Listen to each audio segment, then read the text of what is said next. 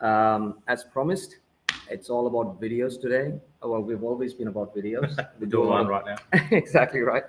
Um, One of the key things that has come up over and over again is tech B2B. Like it lacks the oomph when it comes to building up videos and engagement and how to build your audience and trust and credibility. And tech B2B videos have probably a long way to go still. There are still a lot of things that they're doing really well, but there's a lot of things that we can still do to make it even Yeah, more. for sure. So that's what today's topic is about. We're all going to be talking about tech B2B videos and how to spice them up. So I've got my good friend Jono G, and he's been my go-to person whenever any filming project comes up.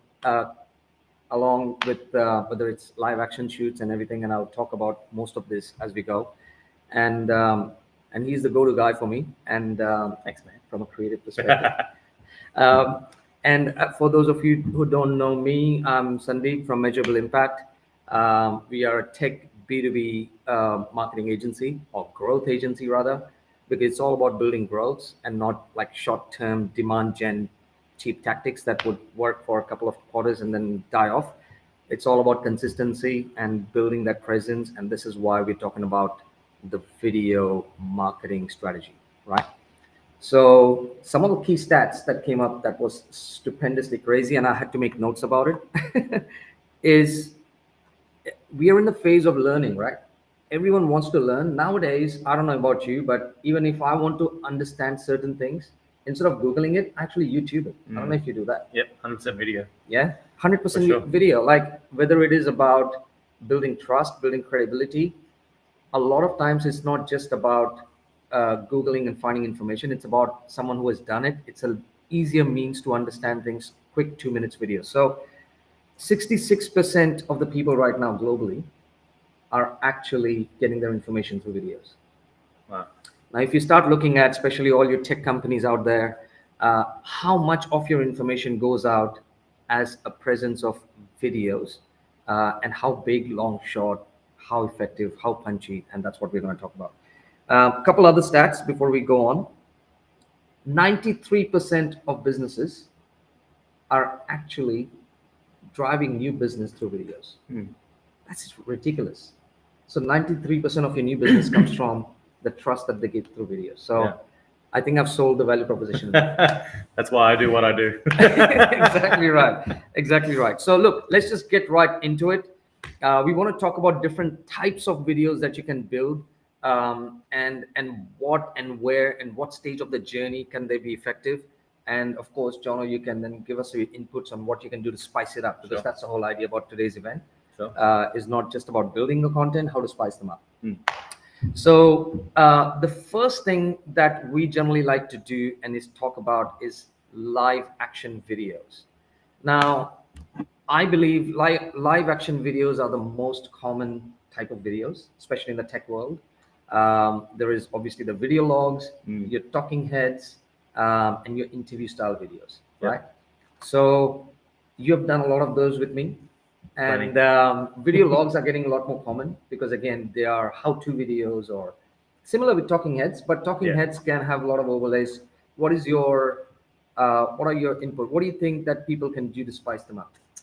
Yeah, I think there are a lot of things that you need to kind of take into consideration. Definitely like location and your environment, kind of like where we are now. Kind of thinking about what's the image, what's the idea behind it all. It could purely just be from that's a cool place to shoot, from we're actually intentional about what it looks like, colors, Yeah. and your background, your environment.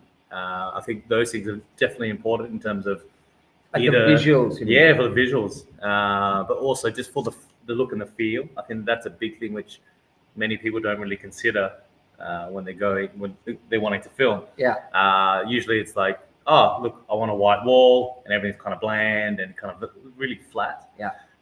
That can definitely impact and influence. Even if you have great content, sometimes that might impact a little bit in terms of the way that it looks. So definitely like a location and environment perspective. Correct. Yeah. Correct. And there are two sides to it, right? So every time, like, look, whether we like it or not, sometimes the topics that we go into market with are technical. We want to say a lot of things within a very short period of time. So me and my team get involved 90% of the time in trying to build that message. It takes a lot of time and effort to narrow it down to have that very small segment of information go through. That's right. And the most important point that I would make here to spice up your thought process is to have a second and third party approach, guys. Like everyone is just talking about themselves. No one wants to hear that.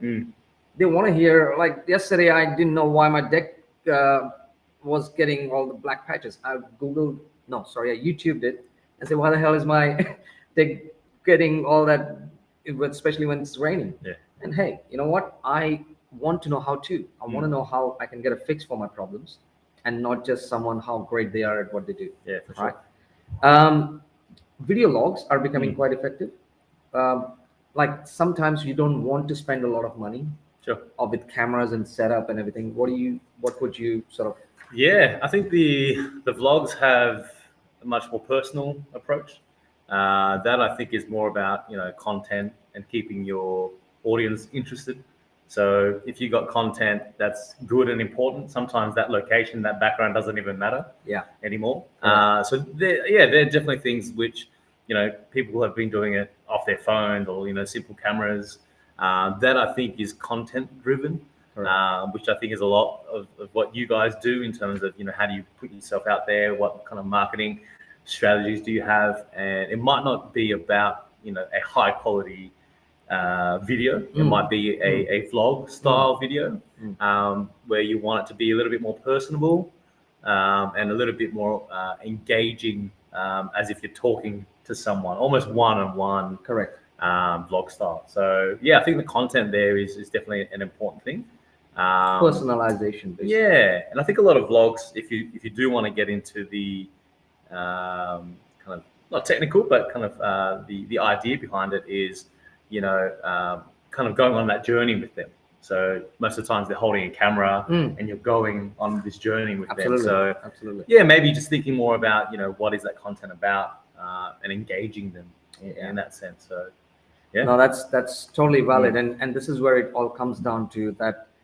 Are you just creating content for the sake of it, or are you actually having a thought process where you say, right, we want to be able to capture someone's imagination, and how you build that up as you go. And then something about the video logs that really interests me is you can create a consistency feel. Let's say, for example, I've got X number of topics that I want to talk about, educational, try to let people know how we can help them. Yes. You can have a tech setup done. And it's a one-time investment, right? It's not like you have to do that every time. But that backdrop and have sort of basic lights and setup and books and everything, whatever it is, it's a one-off thought. But a lot of times I feel that people have not invested enough, not just money, but also time, and thinking about how little things might add so much more, For sure. so much more effects. Like value. Value. All right. So the three key aspects of, again, just talking about when it comes to live action, obviously we have the talking heads, we have the video logs, and then the most important and probably the most spent money on are the case study style videos, right? Interview style videos. We do a lot of. Oh my goodness. We do a lot of them. And look, things have changed. There was a time when we would do case study videos in a tech company for 15 minutes. Who wants to hear a 15-minute case study video, right? It's great that you guys have done all these great things. And I might sound extremely crude in the way I'm talking right now, but I hope you see the point I'm trying to make here.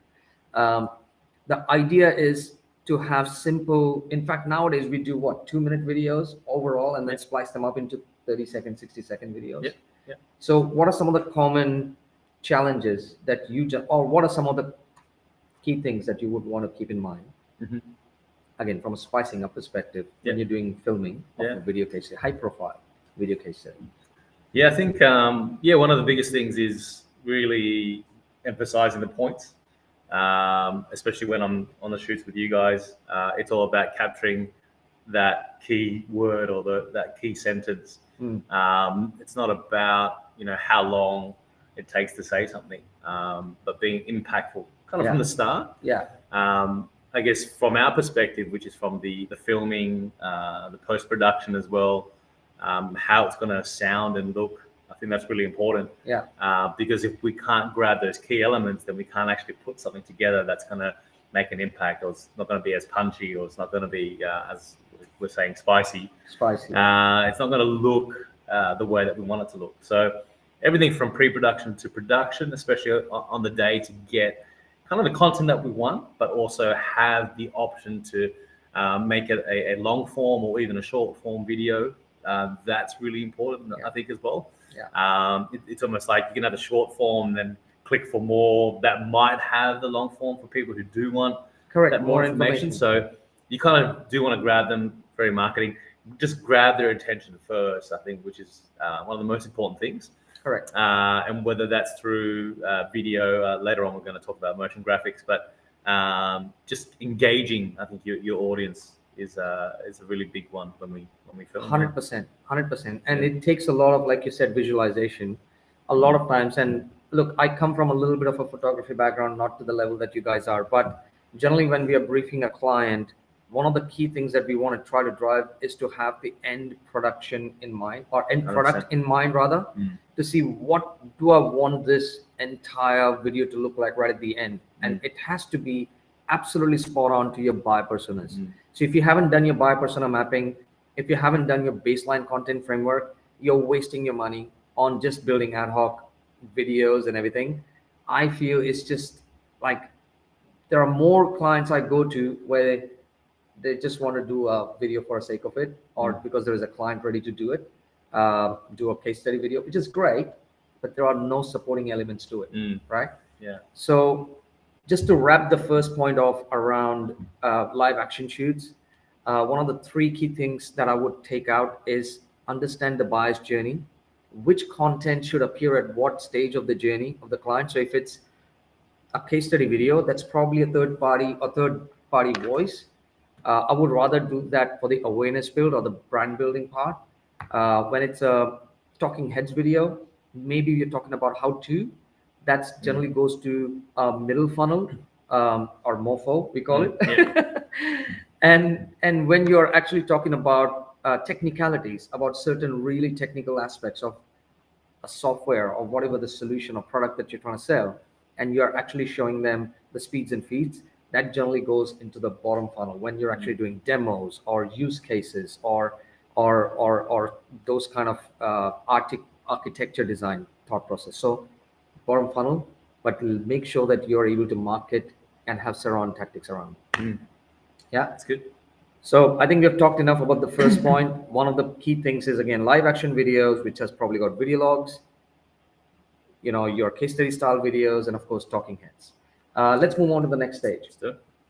Next stage is around the animated video styles, right?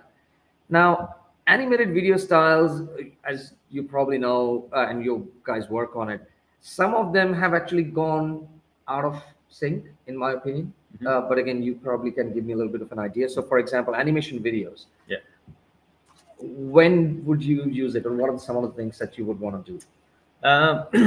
Yeah, we do. Well, have in the past animated videos, mainly for kind of information, even instructional kind of videos.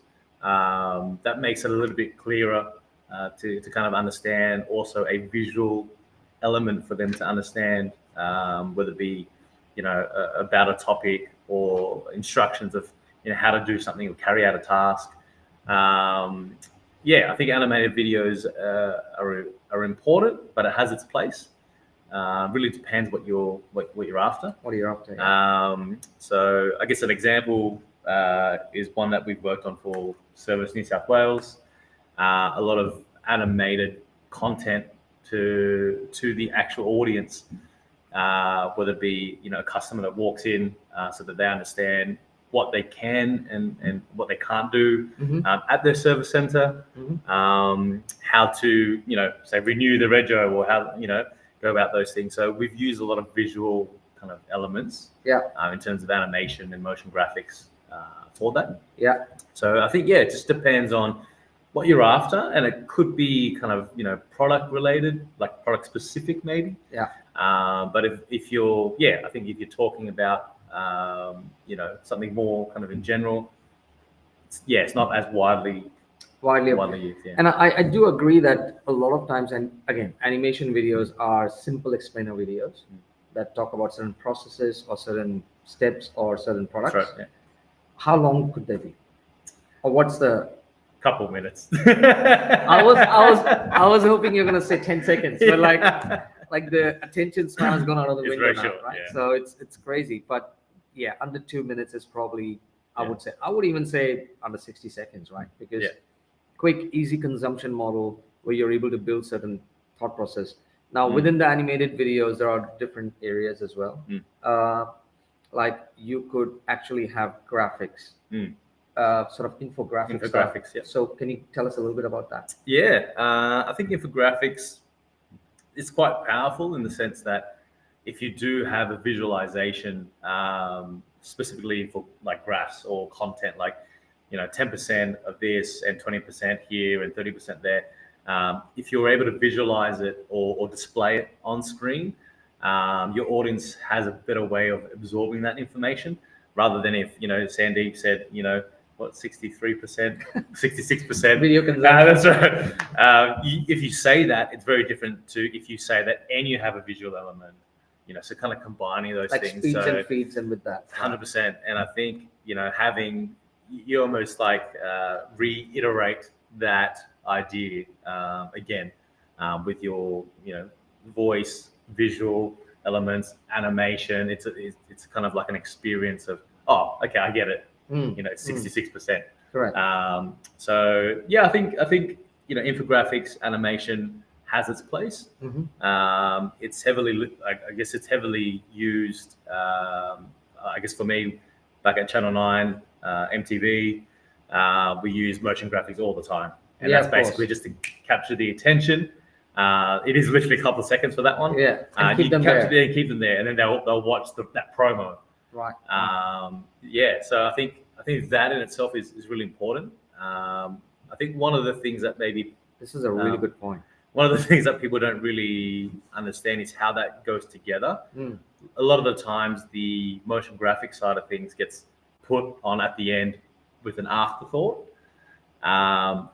For me, like one of my main roles was as a graphic supervisor and senior broadcast designer was I'd sometimes go on set on the shoot just to make sure we can use that footage after in post. Wow. So I'll just go there just to observe and just to make sure that we can use that footage. And obviously, if the green screen wasn't lit properly or, the talent walked in wrongly or, the frame rate was wrong, then we'd reshoot it, we'd relight it, we'd change the position of the lights just to make sure that, okay, when we remove that green screen, will it look right? Is the sun coming from the right direction in the studio? Yeah. So sometimes it's a lot more of an afterthought in terms of the motion graphics. Can we just put some text on there? Yeah. I like to be in the whole process of it to go, look, this is our end result, which is exactly what you were saying. Yeah. And then you work backwards. And the backwards. What is the steps to get there? So I think that's a big thing. This is actually quite big because a lot of times, and again, all the tech B2B marketers out there, you guys probably have 1,000 infographics sitting there somewhere. Yes, it's great to have them in a static format, which in whatever document format, but augment them, make them alive, make them speak to your audience. That's another way to go to market and try to make it work. That's ridiculously awesome. So that's a really, really good point. Another one of those things that comes along, and I think we have done a few of those ourselves, is like the text overlay videos, right? That's the next stage of the journey. So before, I forgot to make a point about the animated videos. One of the things that you want to make sure is animated videos, again, for you guys out there, has to be top funnel, cannot be bottom funnel. So text overlay videos are generally B-rolls without any sound. And yeah, they could be how-to videos or simple stories. Yeah. But text overlay videos are more about, I remember Roma from my team and I have worked with clients where they wanted to use a text overlay videos just as a big brand launch, right? At a massive event. And it just totally changes the way people look at your brand. Yeah. So there's a massive distributor that we know. There's a big launch happening at one of their events. And the first 30 seconds of the show, everyone were just chit chatting. No one was like, everyone was really busy doing their own thing because it was just the start of the thing. And here comes some massive loud music. When I say loud music, I mean irrelevantly loud music. But it was a big bang launch. And then there's text overlays. It talks about it. So there's voiceovers and everything. And it talks about the journey of the brand and how it's gone and where it is at.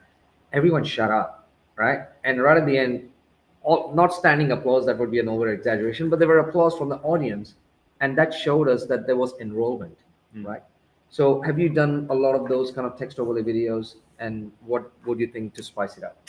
Yeah, again, it has its place.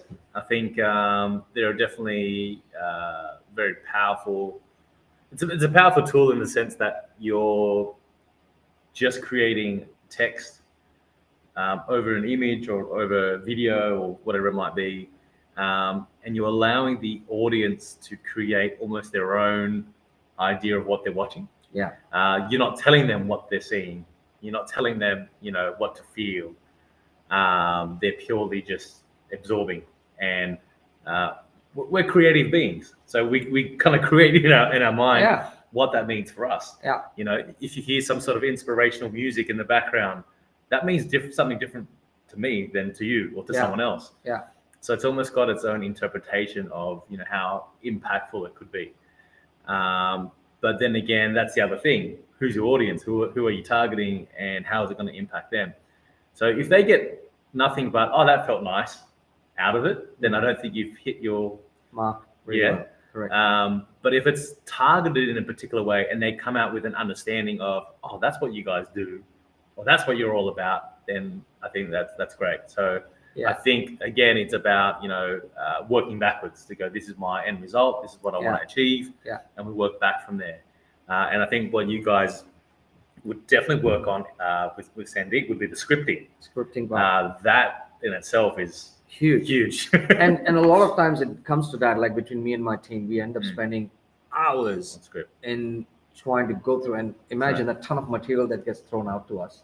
And saying, right, this is what we want to say. And it's about 50,000 words that we need to filter it out. Exactly right. And that 50,000 words need to be reduced down to 50. Right. So how do you do that? What is the process? So that's what we do for a living anyways, because ideally the most important part, and I always keep saying this in front of my clients and any brainstorms that we do, is brand is not a company's property. It's a weird way of saying it, but a brand does not belong to the company. The brand stays inside the head of the customers. Each customer has got a way of looking at you as a business. So the branding is what you think stays with the vision that the customer thinks about you, right?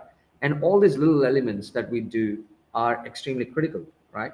Like just on videos, we can create top funnel, bottom funnel, middle funnel content pieces that have different ways of interacting with your audience.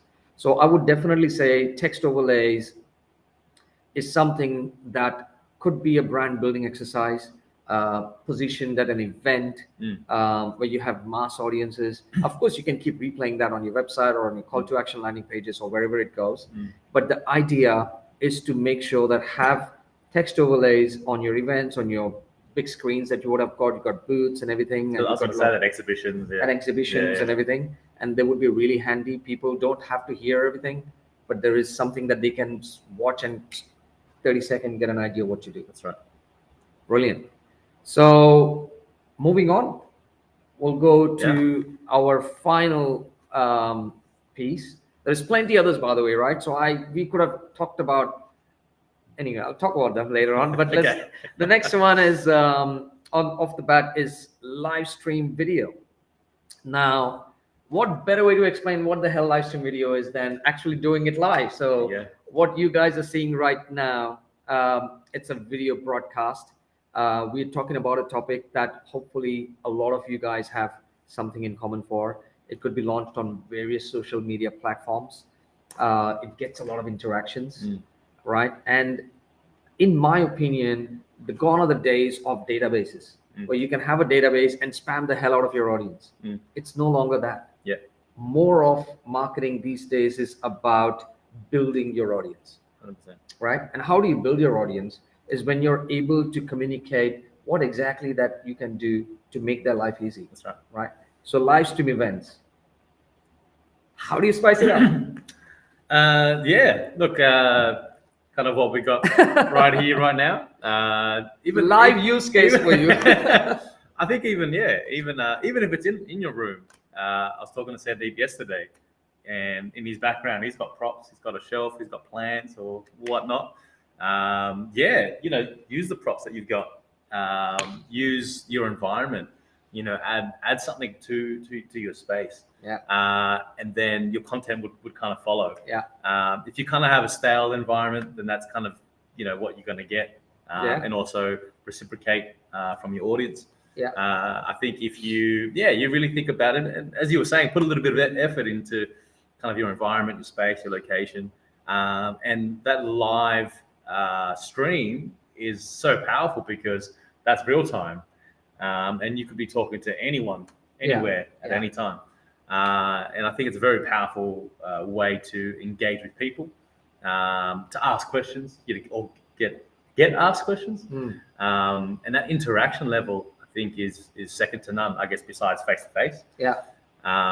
Also, I think when it comes to events themselves, that's a very big and powerful thing.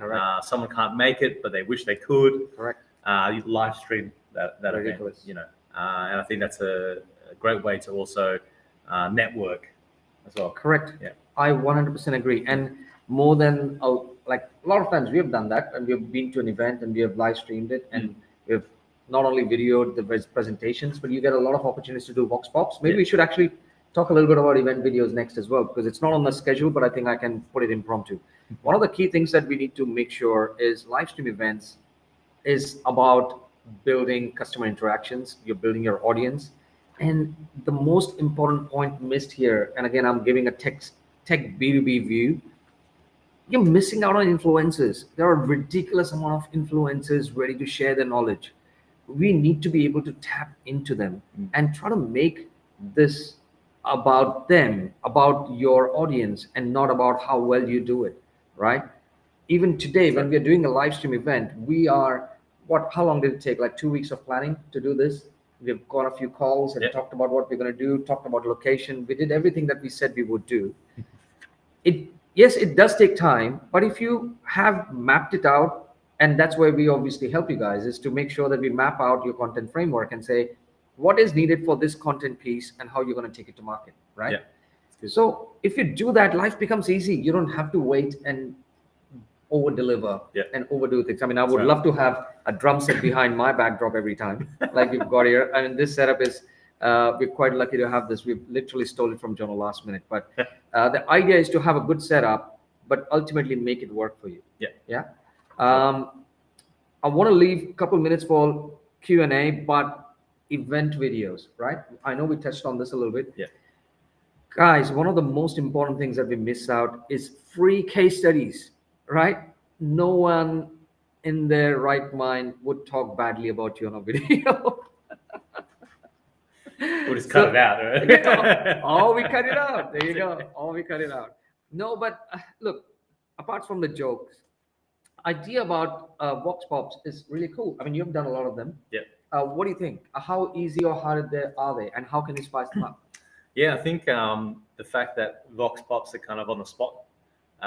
Most of the times they'll say what is on their mind. At the same time, they'll also make sure that they say something good, positive, especially if it's event driven.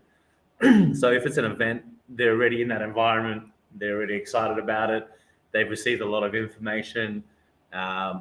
It's a lot easier for them to kind of give a piece of their mind. And so I think vox pops are definitely a very powerful tool because it's not coming from you, it's coming from them. Correct. It's someone who's received that service. Yeah. And then they're basically, it's a testimonial, essentially. Yeah.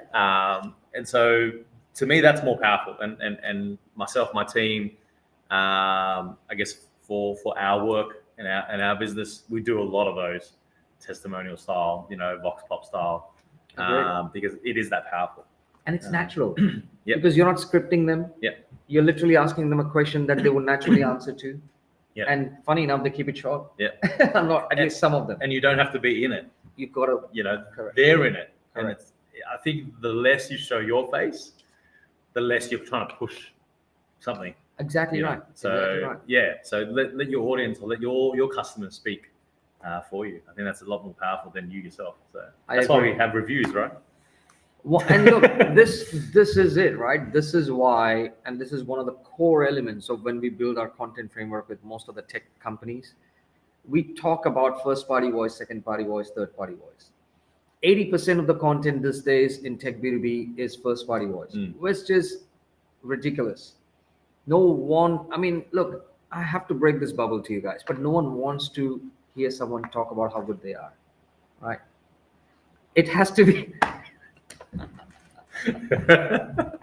It's a live stream. I can say whatever I want.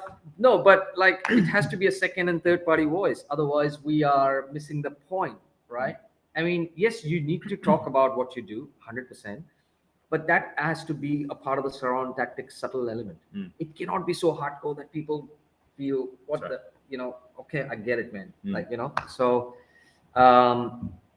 Yeah, I believe that that's one of the key 5-6 things that we should definitely do and work on. Yeah.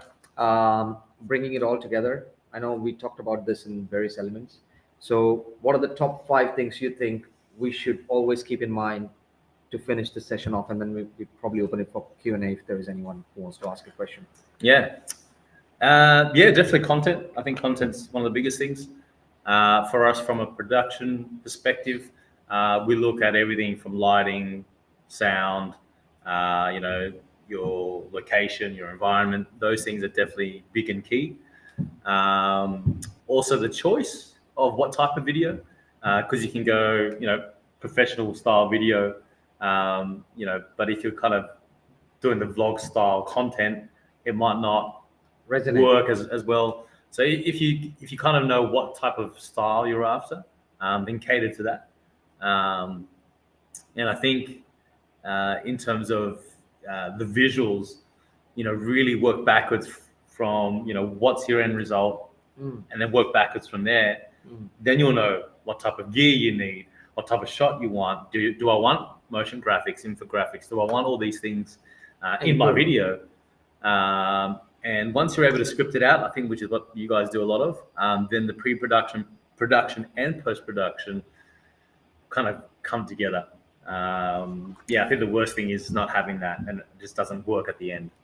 Yeah, and I agree with you. And look, a lot of times what happens is at a local level, at a global level, a lot of companies are doing a lot of things, but they don't have a local voice. And the reason why they don't want to invest in the local voice is because they think it's going to cost them an arm and a leg and a kidney, right? And I have to tell you this, if you plan it properly, it does not have to be that cost intensive or labor intensive. You can create a portfolio of videos each month consistently, going out, building your audience, building their trust, building their engagement, and overall building credibility for your business. So there is a method to madness, like I always say in my every presentation. That method comes down to how you build your content framework.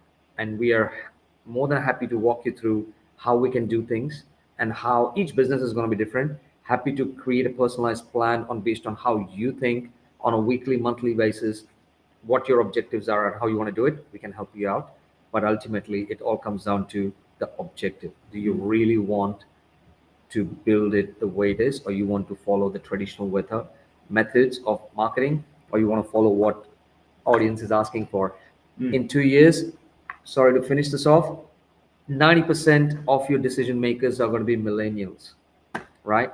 They're going to have pockets where they're going to spend $4.3 trillion on tech. There you go. Right? And how are you going to help them? Videos.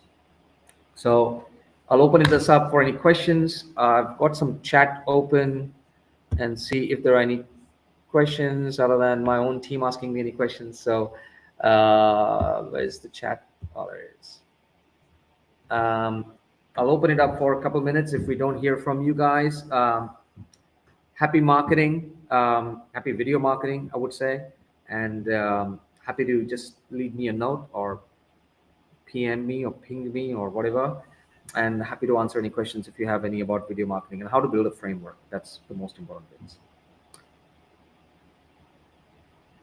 All right. Well, with that, thank you, sir. I really appreciate your time. No worries. And hoping to get some really cool stuff out there. And in the meantime, happy marketing.